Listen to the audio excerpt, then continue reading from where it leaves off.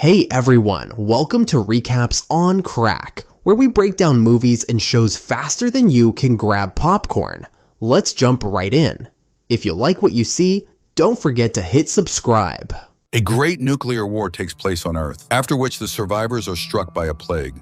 People survived as best they could, hiding in settlements scattered across the continents, praying only for the skies to finally clear and the ocean to breathe again. In 2013, several decades after the war and the collapse of modern civilization that followed, a nomad travels on a mule through the post-apocalyptic wasteland that was once the state of Utah. The man surveys the scorched desert and remembers a winter that lasted 3 long years and the barren, poisoned ocean. Now, for many days, he has been walking through lands where people once lived, but now only wild animals roam, those that miraculously survived. Soon the man reaches the remnants of a settlement where the wreckage of cars and buildings still stands. His mule immediately runs toward a puddle of water, but the man pushes the animal away. He must first check if the water is safe to drink. He tests it and concludes the liquid resembles turpentine more than water. However, this does not deter the mule, which brings an amused smirk to the man's face. While the animal drinks, the man enters a ruined diner and, sitting down on a couch, pretends to watch TV and read previews of upcoming television shows. Suddenly, a sound of something falling echoes behind him. The man grabs his rifle, but it turns out to be just a small antelope, scared of the human and eager to run as far away as possible. Startled by the animal, the man thoroughly searches the place.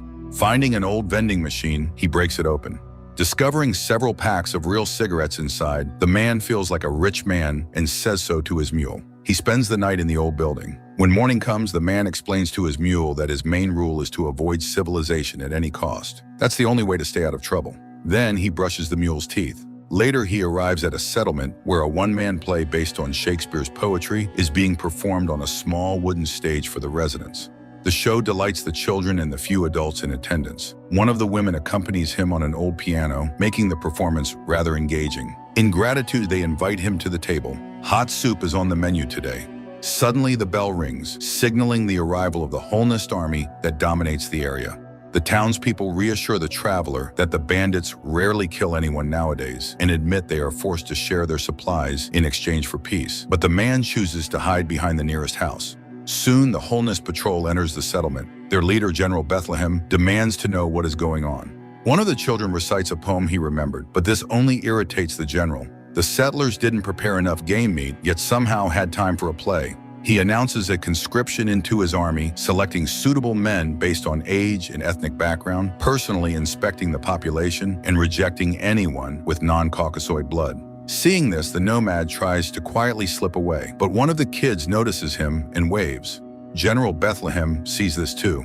The man is captured. He tries to protest, explaining that he's just passing through, but he is struck in the head and loses consciousness. Sometime later, he and several other selected men are brought to a Holnist camp. The general announces that a new life is beginning for them. From now on, they are soldiers in the unified army of Nathan Holm. He asks what each man did in the old world. Learning that the traveler is an actor and knows Shakespeare's verses, the general recites a few lines himself to show off his education. He promises to turn the traveler into a real warrior. When the man refuses to fight, the general beats him and gives him the nickname Shakespeare. Later, one of the young men, Woody, brings him water. When the man regains consciousness, Woody asks him to recite the poem he read in the town again, the one that spoke of defiance and freedom. But then a guard reminds them they need sleep. In the morning, training begins. At dawn, the group of new recruits runs their first cross-country march, after which they have no strength left to resist anything. In the evening, they are served a meal made from the mule's meat. It is declared that such filth has no place in the New World. Shakespeare barely manages to suppress his true feelings. Meanwhile, General Bethlehem's aide, Captain Idaho, forbids feeding the last recruit in line for the cauldron, saying that if he's not in a hurry, he must not be hungry. The unlucky man protests, but there's nothing he can do. Then Shakespeare gives him his own portion. The young man swears he'll never be last again and vows to earn the general's favor. Later that night, the soldiers are shown an old action movie, but the audience begins hurling rocks at the projection booth. They already see enough violence and death every day. The projectionist is forced to switch to a beautiful musical love story that reminds them of the happier past. The people settle down, enchanted by the scenes on the screen. The next morning, the general explains that from now on, they will all live by 8 rules passed down by the great thinker Hone. Thus, the number 8 becomes their symbol. Each recruit will proudly bear it as a branded mark on their forearm. The first rule, obey orders without question. General Bethlehem orders everyone to sit. One man finds no chair and is immediately seized and hung upside down. He could have sat on the ground. This introduces the second rule: punishment must be swift. The poor man screams, begging for mercy, claiming he simply didn't know the rules. The general continues. Rule 3, mercy is for the weak. Rule 4, fear paralyzes reason. Therefore, Rule 5 demands absolute loyalty to the clan. Rule 6, justice can be enforced. Rule 7 states that any clan member may challenge leadership in combat. The general offers to fight anyone who dares, but no one steps forward. And Rule 8, the only punishment is death. With those words, the general kills the man who misunderstood his earlier order. He reminds the shocked recruits that if they work hard, they will always be fed. If they fight well, they will be respected. And if they die, they will be remembered. The general leaves. Sergeant Idaho explains that the last person who dared challenge the general, Colonel Getty, was left without a tongue and now follows her master everywhere like a loyal dog. Later, the general summons Shakespeare and tells him that before the war, he was just a regular electronics salesman. If not for his encounter with Holmes, he would have remained a worthless nobody. Holmes' book became his Bible, and now he's determined to build a new, pure, and just world. He also promises to make Shakespeare a fine officer because he sees intelligence in him, and smart people are in high demand. For now, General Bethlehem orders Shakespeare's binoculars to be given to the scouts and his book of poems to be burned. The man returns to the camp, now firmly set on escaping. He finds Woody and the unlucky one. He urges them to join him in the escape. Woody hesitates, unsure if he's ready to run, but Shakespeare encourages him to take the risk. Somewhere on the coast lies the city of St. Rose, where people still live in peace and prosperity. Their conversation is overheard by the unlucky one, but he refuses to run. He wants to earn favor here. The next morning, the unit led by General Bethlehem sets out on a hunt and eventually reaches an old suspension bridge over a river. The night before, on the other side of the river, the soldiers had shot a lion, presumably an escapee from a zoo. But the wounded beast fled into thick brush and has already injured a couple of soldiers, making the passage unsafe. Sergeant Idaho calls for a volunteer to find the animal. The unlucky one steps forward eagerly, but the sergeant sees he's unfit for the task. Woody, a giant of a man, also refuses to take the risk. So Idaho orders Shakespeare to search the bushes for the dead soldiers and finish off the lion. He's about to offer him a rifle with one bullet, but General Bethlehem, observing the scene, commands to give him only a knife. The man crosses the bridge and searches the thicket. He finds only a soldier's corpse. Hoisting the body onto his shoulder, he heads back. But as he walks across the bridge, he realizes this may be his only chance at freedom. He slows down. At that moment, a plank gives way beneath his feet and he falls into the river. The soldiers on the bank open fire, but the fast current carries the man to safety. Sergeant Idaho orders Woody to jump in and chase Shakespeare down, to kill him at all costs. The unlucky one runs along the riverbank in pursuit. Soon, Shakespeare reaches the shore, where the unlucky one finds him. The man asks the youth to step aside, but he refuses and starts shouting for the soldiers, revealing the escapee's location.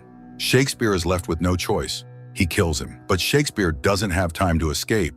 Woody appears on the riverbank. Shakespeare asks him to think before attacking, saying they can run away together. But then the sergeant shows up and goads Woody, demanding he kill Shakespeare. However, the young man refuses and stabs the sergeant with a knife. In retaliation, the sergeant kills the defiant boy. Shakespeare uses the distraction to disappear into the bushes. The wounded sergeant follows him and ends up in the jaws of the enraged lion. That night, having escaped pursuit, Shakespeare wanders through the rain, barely aware of his path. He is cold and exhausted. Seeking shelter from the rain and chill, he crawls into a wrecked van where he finds a mummified corpse, a working lighter, a flask of liquor, and a bag full of pre-war letters. To warm himself, Shakespeare puts on the dead man's clothes and starts a small fire with the letters. But as he looks at them, he starts reading, just to pass the time. Then he notices a cap with the insignia of the United States Postal Service. The man warms himself and remembers the old days. In the morning, after burying the mailman's remains and taking the letters with him, the wanderer, now dressed as a postman, sets off. The first settlement he encounters is Pineview, but the townsfolk refuse to let anyone in, as the sheriff declares from atop the wall. To get past the gates, Shakespeare pretends to be a mail carrier and claims he was delegated by the reformed government of the United States of America to restore communication between towns. The sheriff doesn't believe him and keeps him at gunpoint. To convince the townspeople, Shakespeare dumps the letters onto the ground and starts reading out the names of recipients until he calls out the name of one of the townsfolk. The gates open and a blind woman asks someone to read the letter aloud. The message turns out to be from her sister, written 15 years ago. a miracle in their eyes. This opens the gates of the town for the postman. Though some remain skeptical, the sheriff among them, most rejoice at the possibility of the world returning to peace and order. The postman is taken to a room where he bathes, and after putting on clean clothes laid out for him, he heads to dinner. The local bar is full. Nearly everyone has gathered to ask him about the new government. The postman tells them of the reborn Congress, now based in Minneapolis, and of President Richard Starkey, who has abolished all political parties and is working hard to rebuild the country. He says that Nathan Holn is dead, but the people remind him that Holnist followers still roam the land. They ask him to relay a plea for help to fight off General Bethlehem's bandit army. The postman replies that the government is still gaining strength, and for now people must rely on themselves. But the work has begun, and order will be restored. The townsfolk pray in thanks for the good news, and for the man who brought it.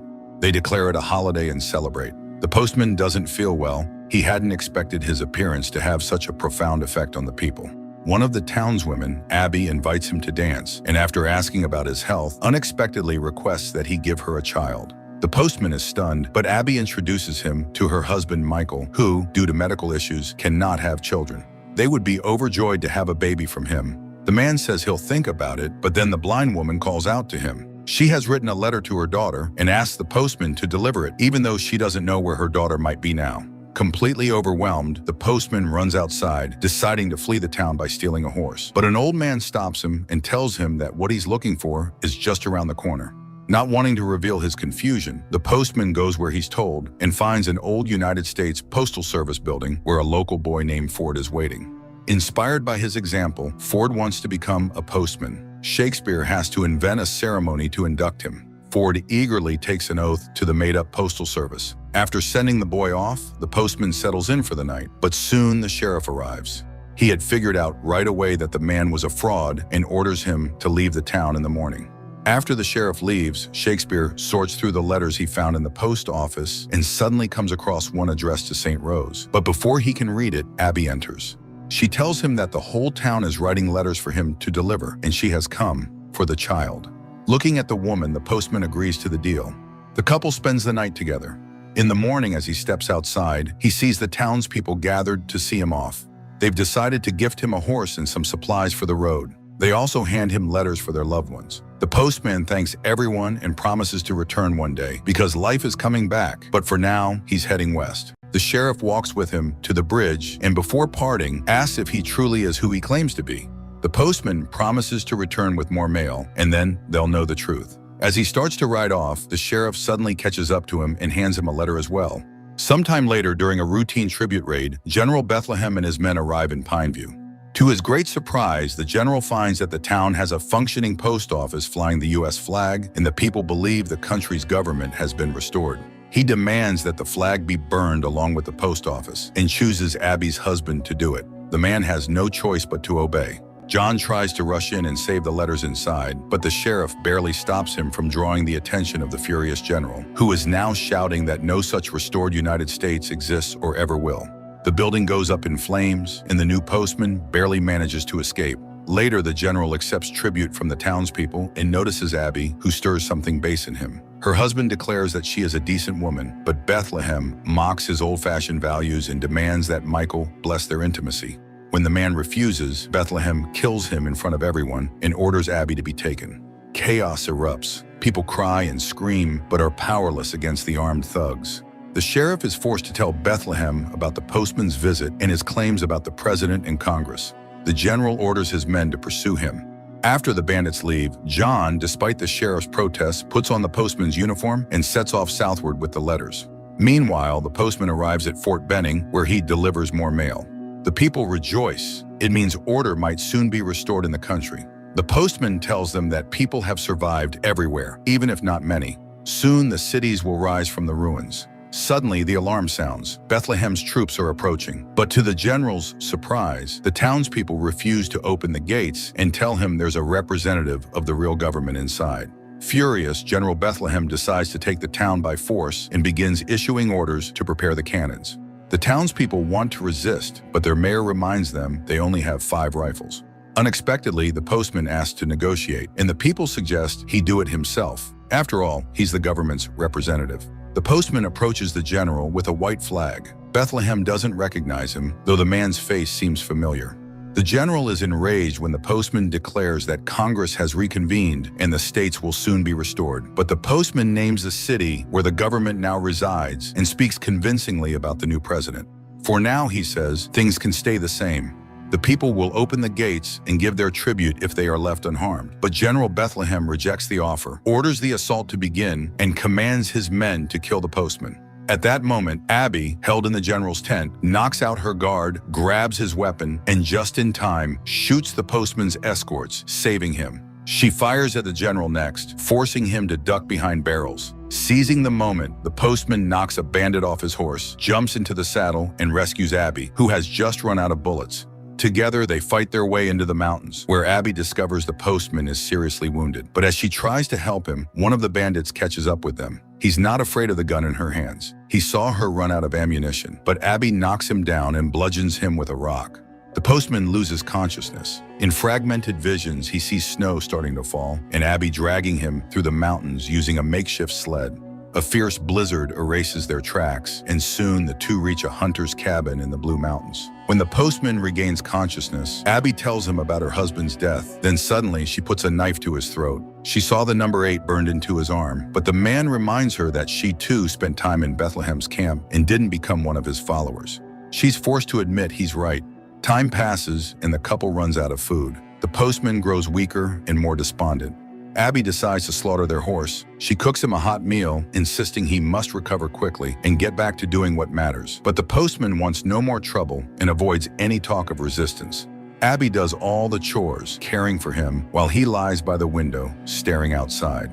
One day, while fetching water, she slips off an icy log and falls into a stream. Hearing her cries, the postman forgets his injury, rushes to the water, and rescues her. Now he takes care of her, feeding her the last of their meat. Suddenly, Abby confesses she's pregnant, and not by the general. Though Bethlehem pursued her, she never gave in. For that, he beat her regularly. The postman apologizes for what she went through. Finally, spring arrives. One day, the postman is enjoying the sun when Abby points to the now open mountain pass. It means they can return to civilization. To prevent him from backing out, she sets the cabin on fire, knowing it's the only way she can convince him to leave. They descend into the valley. On the way, the postman tells her about the fabled city of St. Rose and swears he'll find it. Suddenly, they meet a teenage girl delivering mail. She's shocked they've never heard of the postman, the greatest man in the new history of the United States. He spat in General Bethlehem's face and returned to President Starkey in the East. All of this was told by Postmaster Ford, who's in contact with the restored Congress.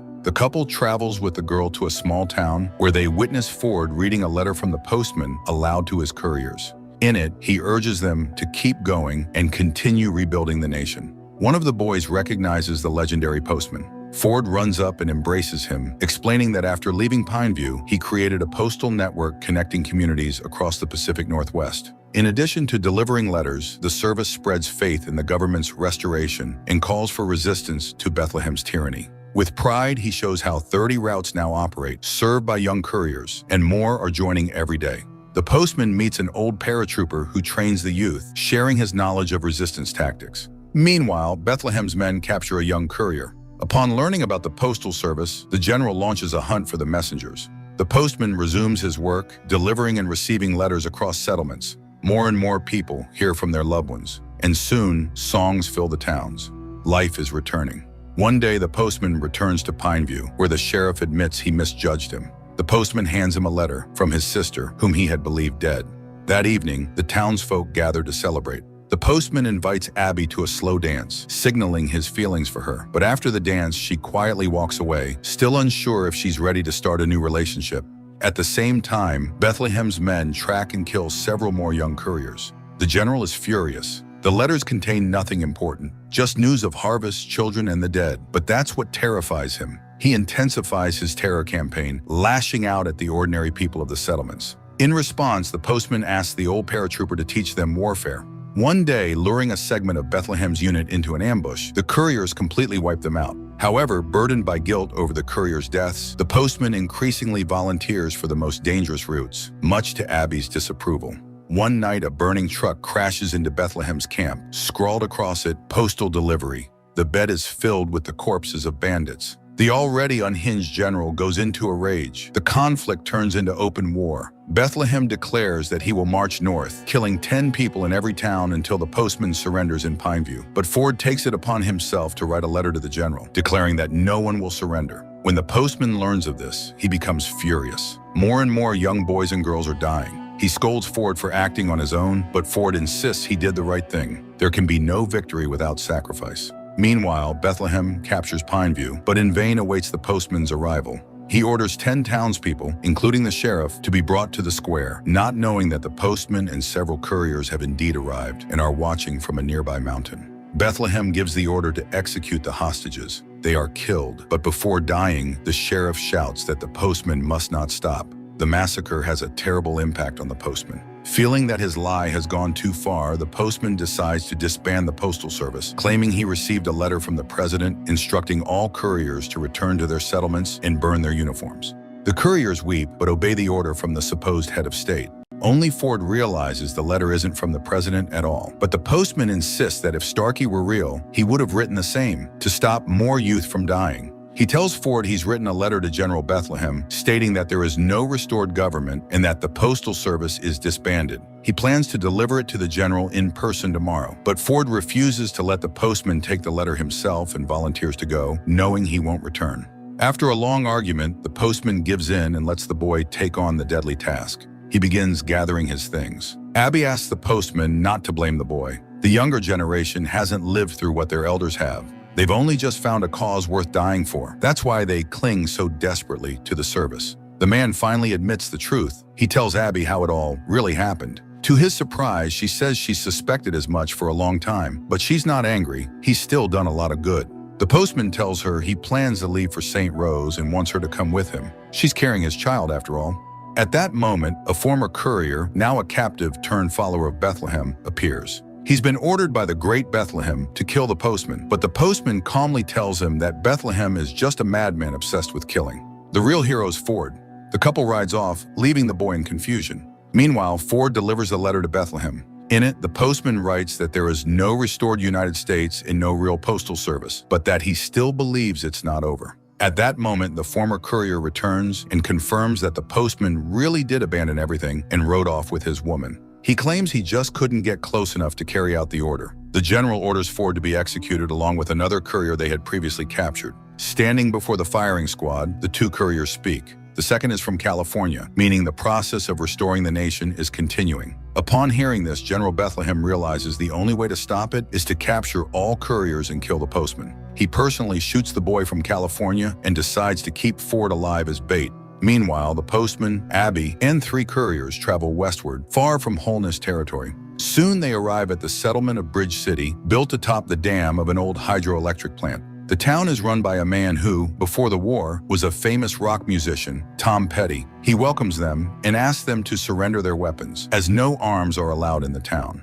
The people are friendly and provide food and rest, but the next day, Bethlehem's soldiers arrive, looking for the famous postman. A child in the crowd asks who that is. At that moment, the postman's companions hand him the cap they had saved. He's forced to put it on again. Tom Petty decides to help the postman escape, despite the threats from the Holness. Unexpectedly, the postman refuses to flee. He asks Abby to go somewhere safe without him. She cries, afraid he'll never find St. Rose and never see his child. She confesses that she loves him. Tom Petty escorts the postman to the top of the station, where he crosses the river via cable car. He begins rallying nearby towns for a final battle with the Holness. His allies do the same, riding to all settlements and calling for resistance. Soon an army arrives at General Bethlehem's camp, marching under the flag of the United States, made up mostly of women and teenagers. Bethlehem is pleased that someone has finally dared to fight him. He orders Ford to be brought to the battlefield, hoping to use him as leverage against the postman. Then the postman himself rides forward. He reminds everyone that both he and Bethlehem are nothing more than pretenders. The general was once just a merchant. Wishing to avoid further bloodshed, the postman challenges Bethlehem to a duel, invoking Rule Number 7 from the Holness Code, which allows any clan member to challenge the leader's right to command through single combat. Bethlehem laughs, claiming the postman isn't a Holnist, but the postman reveals the branded number 8 on his arm, stunning everyone, including his own couriers. Then he recites lines from Shakespeare about resisting tyranny. It's only now that Bethlehem realizes the truth, that the escaped man known as Shakespeare and the postman are one and the same. He accepts the challenge and the two men engage in battle. Both are equally matched and both understand what's at stake. Eventually, Bethlehem reaches for a saber and prepares to strike the postman down, believing he has nothing to fight for. No values, no faith. But the postman suddenly declares that he does believe in the restored United States. He strikes Bethlehem hard in the head. Gaining the upper hand, the postman begins to win, but then stops, unwilling to become like the bandits he despises. Ford steps forward, reminding him of rule number 3, mercy is for the weak, and rule number 8, there is only one punishment, death. The crowd shouts their support, but the postman gently pushes Ford's pistol aside and proclaims new rules. The first, do not kill, live in peace. Ford fires, but deliberately misses, agreeing to end the cycle of violence. But the defeated tyrant refuses to accept his loss. Snatching Ford's gun, he tries to shoot the postman. He is stopped by Colonel Getty, once Bethlehem's most loyal officer. Getty shoots the general, killing him. Then in front of everyone, the tongueless soldier throws down his rifle. Time passes. Abby gives birth to a daughter and names her Hope on the very day the postman returns from another journey devoted to rebuilding the postal service in the nation. 30 years later, on a bright day, the postman's grown daughter officially unveils a statue of her great father in the new city of St. Rose, a city he never got to see with his own eyes. Yachts float on the water, everyone is dressed in clean modern clothing, and some hold advanced cameras. The cloth is pulled away from the statue, revealing a bronze figure of a man on horseback. The inscription reads that it was the postman who revived civilization and gave the new generation hope. One man recalls how, long ago, he waited for the postman to deliver his letter. The sculptor captured that exact moment in the statue. The Postman is more than just an adventure film. It is a reflection on the power of unity and hope in the darkest of times. This film will resonate with those who believe change is possible, and that even in a ruined world, it is vital to keep faith in something better.